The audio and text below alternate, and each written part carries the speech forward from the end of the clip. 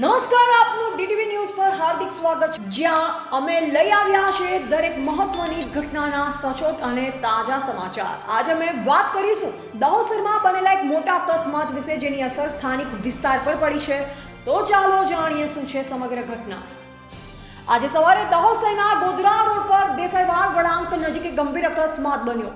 જામનગરથી આવતી એસટી બસના ચાલકે સ્ટીયરિંગ પરનો કાબુ ગુમાવતા બસ રસ્તા પર આવેલા MGVCLના હાઈ વોલ્ટેજ ડીપી સાથે જોરદાર ટકરાઈ।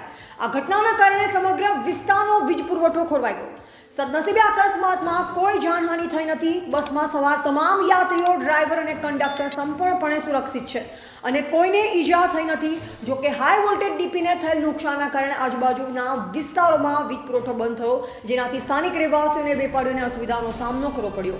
અમે બસ લઈ અને દાહોદ બોરસદથી દાહોદ તરફ આવી રહ્યા હતા।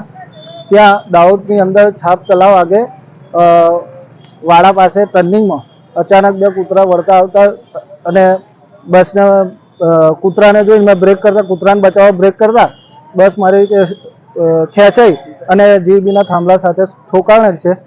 આમાં કોઈ મુસાફરને કે મારા ડ્રાઈવર કંડક્ટરને કોઈને કોઈ પણ જાતની કોઈ જાનહાનિ થઈ નથી।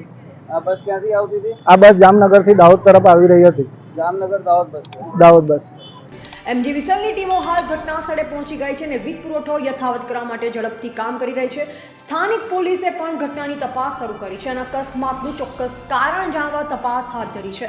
પ્રાથમિક તપાસમાં ટેકનિકલ ખામીની શક્યતા વ્યક્ત કરવામાં આવી છે, પરંતુ હજુ સુધી કોઈ નક્કર કારણ સામે આવ્યું નથી। આ ઘટના આપણને રોડ સેફટી અને વાહનોના નિયમિત ટેકનિકલ ચેકઅપનું મહત્વ યાદ અપાવે છે। નમસ્કાર। આજરોજ સવારમાં વહેલી સવારમાં એક બસ GSRTCની દાહોદ આવેલા TCની ઉપર રાત્રે અથડાઈ ગઈ હતી।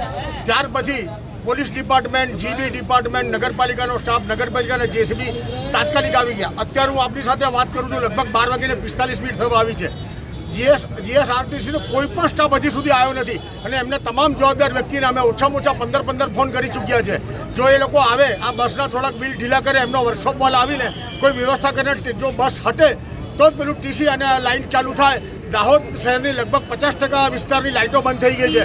એમને કોઈ પણ જાતની માનસાઈ નથી। એક્સિડન્ટ થઈ ગયો, આજે 70 જણા અંદર પેસેન્જર હતા એવું ડ્રાઈવરનું કહેવાનું છે। જો TC ફૂટી જતું ને 70 જણા મરી જતા તો શું વર્કશોપવાળા ના આવતા? આ કેવી એમની માનસાઈ છે, સંવેદનશીલતા છે? એમના જવાબદાર અધિકારીઓને મારી હાથ જોડીને વિનંતી છે, ફટાફટ તમારા સ્ટાફને મોકલો। ના હોય તો અમારે એવું ના થાય કોઈ બીજા પગલાં લેવા પડે। ભારત માતા કી જય।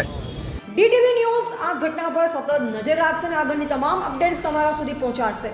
અમારી સાથે જોડાયેલા રહેવા માટે આ વિડીયોને લાઇક કરો, શેર કરો અને ડીટીવી ન્યૂઝ ચેનલને સબસ્ક્રાઇબ કરવાનું ભૂલશો નહીં।